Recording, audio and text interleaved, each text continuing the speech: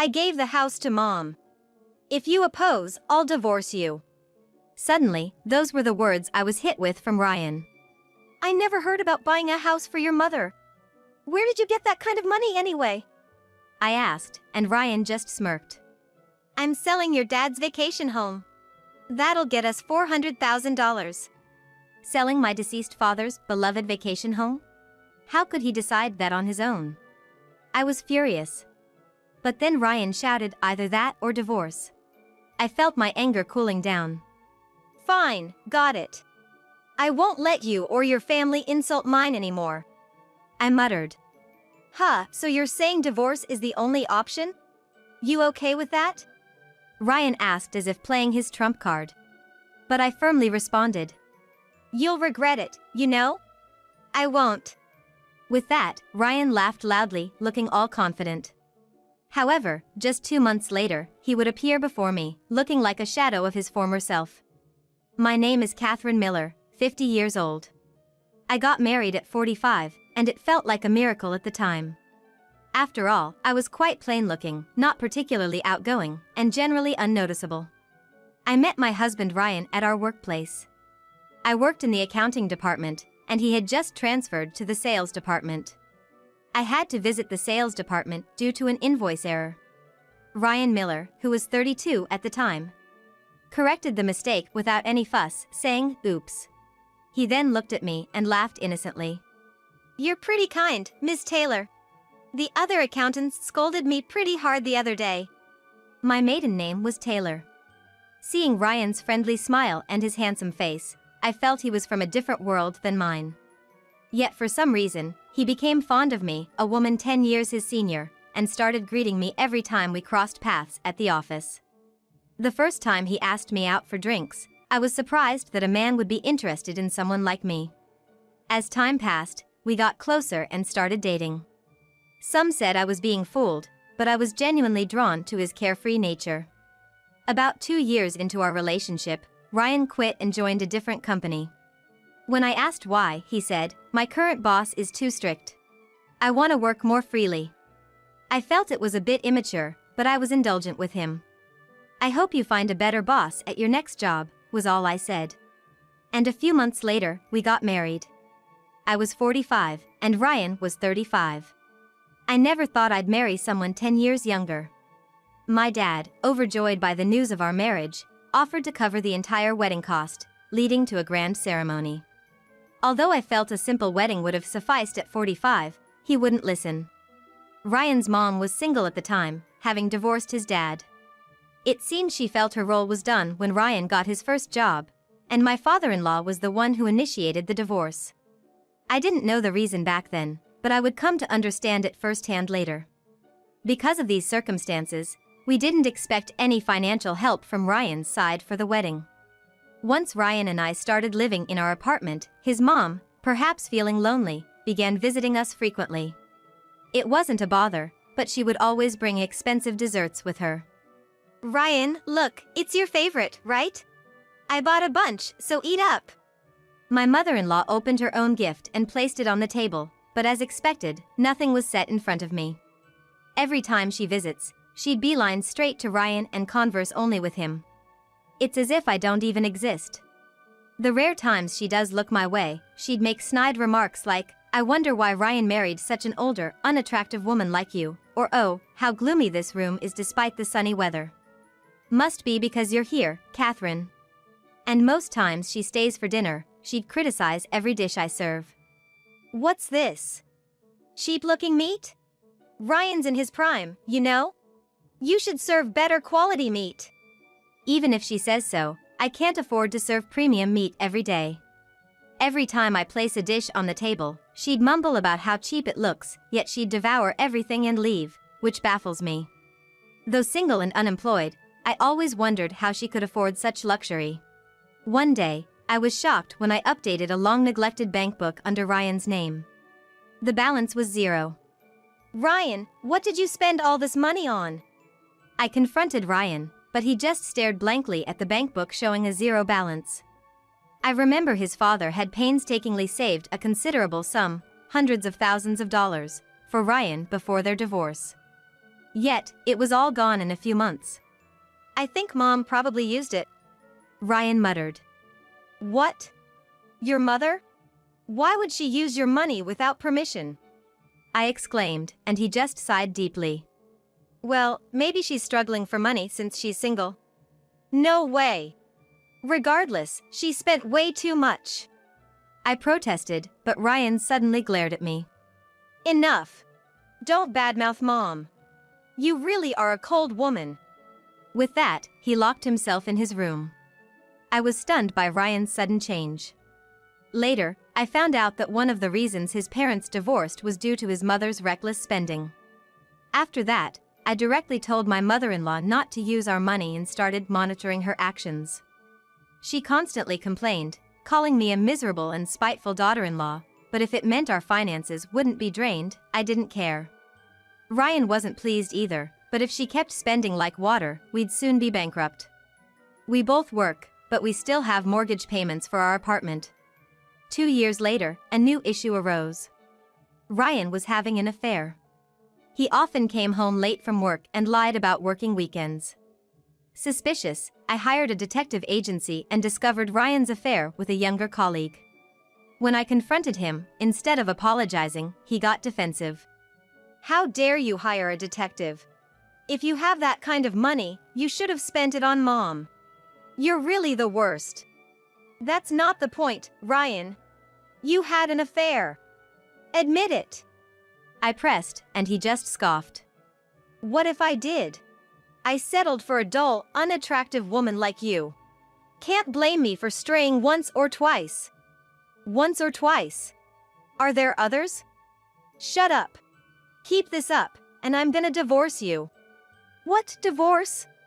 Seeing my shocked reaction, Ryan seemed to think he'd gained the upper hand. He smirked and stood up. If you don't like it, then keep your mouth shut. But honestly, even if I stray, I'll always come back to you. You should be grateful. With that, he left the room. Confronting Ryan about his affair, I couldn't get even a single word of apology. Instead, he seemed to mock me, and this broke my heart, making me cry for days. But when he mentioned divorce, I couldn't stand up to him. If I divorced, I'd be alone for the rest of my life. The only person who ever wanted to marry someone like me was Ryan. With that thought, I couldn't say anything about his actions anymore. 3 years went by, and I turned 50. That year, my father was diagnosed with colon cancer. By the time they found it, it was already advanced and in its final stages. My mother and I took turns staying by his bedside, caring for him.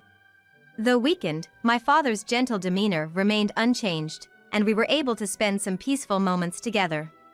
However, being the CEO of a large corporation, business associates would visit him daily to pay their respects. Every time they did, it seemed to drain him even more. Strangely, during all this, Ryan visited frequently.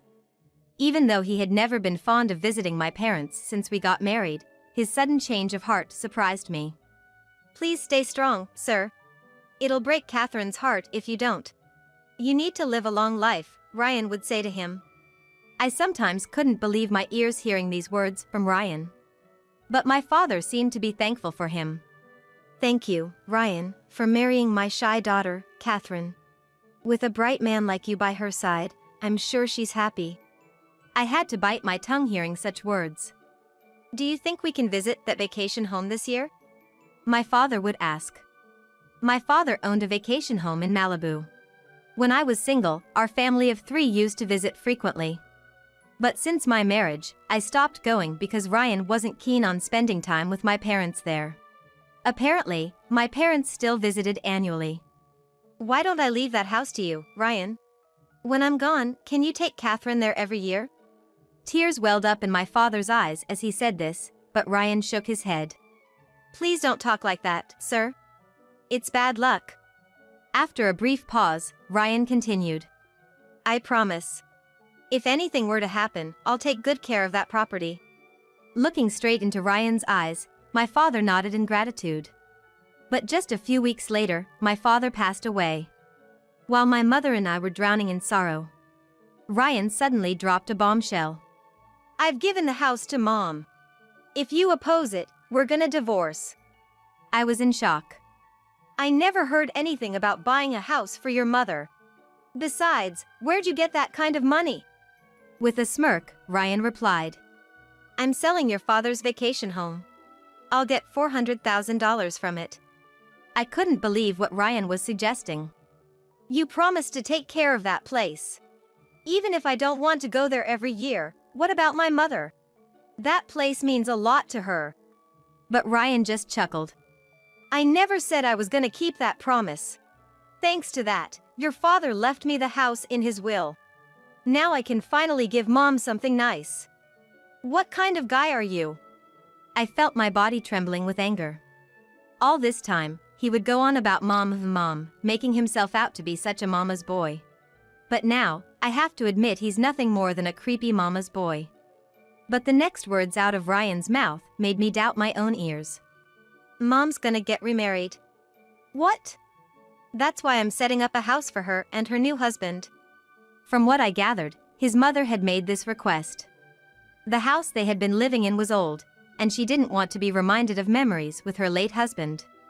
So, she wanted to start fresh in a new home and had asked Ryan to help. You must be kidding! Why do we have to provide a home for your mother and her new husband? In near hysteria, I retorted. But Ryan was deaf to my objections. That's what you call respecting your parents. I felt my blood run cold. All right, I get it. I won't tolerate any more insults from you or your family. I muttered to myself. Well then, looks like we got no choice but to divorce, huh? You okay with that? Ryan said, playing what seemed like his trump card. But I firmly declared. That's fine, but you'll regret it. At my words, a surprised expression crossed Ryan's face for a moment. But he quickly reverted to his insolent grin. Don't think so. He laughed heartily. Don't act so tough. It's not an act. I'm done being manipulated by you and your mother. The condo is in your name, so good luck with the remaining mortgage payments. I'm moving out. I said, and within a few days, I packed up and left the condo. 2 months after our divorce was finalized. And thanks to the inheritance from my father, I had no issues relocating and settling into a new place. Although I rented, the apartment was spacious enough for one. Just as I was getting accustomed to my new surroundings, Ryan showed up at my door. Catherine! I've been looking everywhere for you. It had been a while since I saw Ryan, and he looked worn out, sweating profusely. What do you want? We have no ties anymore. Before I could stop him, he barged into my apartment, shouting. Where did you hide your father's will? Saying that, Ryan started searching around my room. Hey, don't just barge in and make a mess. I'll call the cops. Your dad wrote a will right in front of me, didn't he? Saying he'd leave me that vacation house in Malibu. I can't find that will anywhere. Oh, that will? I've discarded it. What? Ryan lunged at me, growling. What the hell did you do? I didn't destroy it, my father did. What do you mean? While battling a severe illness, my father had painstakingly written that will. But after Ryan left, I had revealed everything that Ryan and my mother-in-law had done to him. Turns out, Ryan had been cheating all the time, and my mother-in-law had been spending money recklessly, even using up all of Ryan's bank savings. Moreover, they'd frequently been asking us for money. I didn't want to distress my father, but I just couldn't trust Ryan and decided to tell the truth. My father felt remorseful for not realizing my situation earlier, but I assured him with a smile. Dad, I'll be fine. I used to fear being alone, but I'd rather be on my own than to be constantly belittled by people like them. Besides, everyone deserves a second chance. Hearing that, my father smiled and said, You've become strong, Catherine. Later, he drafted a proper will and stored it at the town hall. So, the property is now under my mom's name, and there's no way you can sell it. Upon hearing this, Ryan's face went pale, and he collapsed to his knees. Why? I need the money from selling that vacation house. And what's that? For the house you were gonna buy for your mother? Then earn the money yourself. And if you're going to buy a new $400,000 house while still paying off the mortgage for the condo, well, you're such a devoted son, aren't you? It's truly admirable. When I mentioned this, Ryan mumbled in a low voice. I can't even afford the mortgage for my own condo. What? I asked again, but Ryan remained silent. I had seen this coming ever since we'd decided to divorce. Perhaps because Ryan was coddled by his mother his whole life, he had a very fragile mentality. He struggled with work, often becoming overwhelmed quickly. At his job, he could only handle minor tasks, and even when his boss merely advised him to work more efficiently, he'd get sick and take time off. Consequently, he'd end up quitting every new job he took and hop from one job to another. To add insult to injury, he had a wandering eye when it came to women, truly a bad combination. You're probably taking time off from work again, aren't you? I asked. In a low voice, Ryan responded. Well, actually, I quit my job last month and haven't found a new one yet. I'm flabbergasted. Considering his current situation, it's audacious for him to think he could buy a new house for his mother and manage the mortgage after divorcing me. In reality, when we lived together, I had been covering almost all of our living expenses, from the mortgage to everyday costs. Come on, Catherine, can't you come back to me? You must be lonely in this place all by yourself, right? Let's face it, you don't have friends, and no guy would ever be interested in you in the future. Let's stop this charade and start over. That's a joke, right? I shouted, pushing the approaching Ryan away.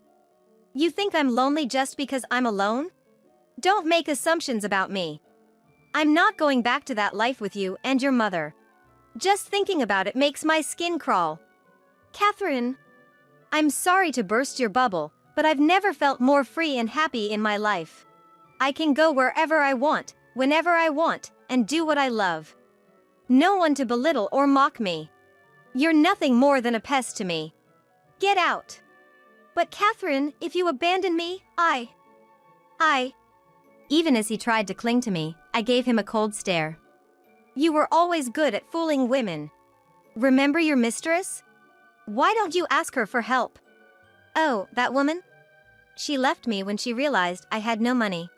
She's really something, huh? Who's the real problem here? I bet you approached me for my money in the first place, right?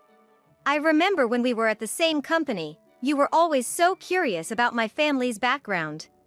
I remember when I first met Ryan. Every time we met at the company, he would skillfully ask about my family. Now, looking back, I realize how odd it was, but back then, I was so smitten that I didn't notice. I truly feel I was such a fool. Listen, when I took out the mortgage for the new house, I borrowed some money from a not-so-great source. I planned to repay it immediately, so I didn't care much about the interest. But now, if I can't pay it back, the debt collectors are on me every day. And because of that, I'm getting complaints from other condo residents. You really are an idiot. I was just astounded at how Ryan kept making things worse for himself. But I had no sympathy for him. By the way, how about your mom's new husband? He could pay for the new house, right? It's their home to live in after her remarriage, so it should be an issue to be settled between his mom and her new husband. But Ryan said, actually, he's not working either. Plus, my mom, wanting to feel young since her new husband is 20 years younger, went for plastic surgery. Plastic surgery? She was planning to pay for the surgery with the money from selling our vacation home. But that plan fell through, so the surgery got halted midway. When her new husband saw her in that state, he took off. What a pair, this mother and son. Both digging their own graves, it's just unbelievable. It's awful, right? To leave my mom when she's struggling. Your mom has her own problems, choosing such a man. Planning to live in a house someone else built, and he's not even working. Really, what a terrible choice for a second husband. Well, with a mother-in-law like that, who else would be attracted to her? As I was internally shaking my head, someone appeared at my house. It was my mother-in-law, her face wrapped in bandages. She entered without asking, approaching me aggressively. Catherine, you're not planning to abandon my son, are you? Because of you, both my son and I are in a tough spot. You better sell that vacation home and give us the money. What happened to your face? Huh? Because you've been so stingy and not selling the vacation home, my nose surgery got halted. That doctor, once he realized there was no money, just skipped town on me. What? How could this happen? So she got duped by that doctor too? Just disappearing once he realized she couldn't pay? I want to get my face fixed by another doctor, but I have no money and don't know what to do. Hey, Catherine. It's your responsibility to help us out. You inherited a good amount of money, didn't you? Hand it over to us. Faced with such an outrageous demand, I was in shock. Enough of this. Are you trying to extort me? If you keep this up, I'll call the police on you for trespassing and threats. My raised voice startled my bandaged mother-in-law, making her flinch. How dare you yell at an elderly woman in her frail state? You're such a disgraceful daughter-in-law. I couldn't believe she still thought of my place as hers. Listen. I have no intention of ever dealing with money grubbers like you. You and your failed excuse of a son there have no choice but to live with the massive debt you've accumulated. If you think someone else is gonna clean up the mess you've made, you're sorely mistaken. And by the way, as I spoke, she looked at me fearfully. What is it? I have proof of Ryan cheating on me. During our marriage, I was the one who suffered mentally. I haven't forgiven him for that. I'm gonna sue both of you and take you for all you're worth, so be prepared. Hearing this, both of their faces turned pale. I pointed to the door, addressing both of them. If you get it, then stay away from me for good. If you try to approach me again, I'll call the police. With that, both Ryan and my mother-in-law, scared out of their wits, hurriedly left through the front door. I later found out that Ryan and his mother had to give up their new home. Despite that, they're still being hounded by debt collectors since they borrowed money from shady lenders. Ryan couldn't hold down the next job he found and is now working part-time to make ends meet. With his income, he couldn't pay off the condo's mortgage, so he had to give it up. Now, the two of them live together in a rundown apartment, exposed to the elements. My mother-in-law still hasn't found a doctor to fix her nose and keeps complaining about how cold air makes her nose hurt. This was all information given to me by the attorney I hired. So, even if you seek compensation now, I don't think you'll get anything back. That's okay. Just make the claim. I just want to push them to their limits mentally. I said with a smile as I asked my attorney. Later on, I became a certified financial planner and started my own practice. I now consult women struggling with issues like my ex-husband's emotional abuse and difficult relationships with their in-laws, helping them navigate financial challenges during divorce considerations. During this journey, I met a man who understood and genuinely needed my work. He reminded me of my late father, a kind-hearted and gentle man. Spending time with him, I realized what true happiness feels like. You see, there's no rush. There's no need to undervalue yourself. Because you never know when or how you might meet someone special. At this age, I feel like I've finally found my own form of happiness.